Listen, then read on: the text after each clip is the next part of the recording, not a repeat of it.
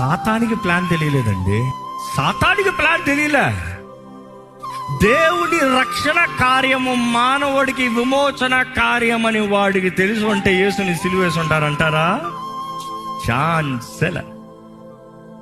వాడు అనుకున్నాడు దేవుడు మానవుడిగా వచ్చాడు, మానవుడిగా నన్ను పోరాడతాడంట, పోరాడినేది చూద్దాం. యేసు ప్రభుని సిలువేస్తాము.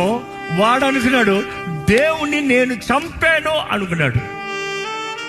వాడు దేవుణ్ణి శిక్షణకు తీసుకువస్తాము, ఆ కొరడా దెబ్బలు పొందుతాము, ఆ ఓపిక లేకుండా రక్తమంతా కారుతూ ఆ మార్గంలో నడుచుకుని పోతాము.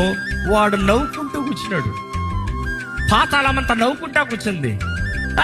దేవుడంట పరలోకంలో అయ్యా నీ సీన్ ఇక్కడ కాదు, పరలోకంలో నీ శక్తి ఇక్కడ కాదు.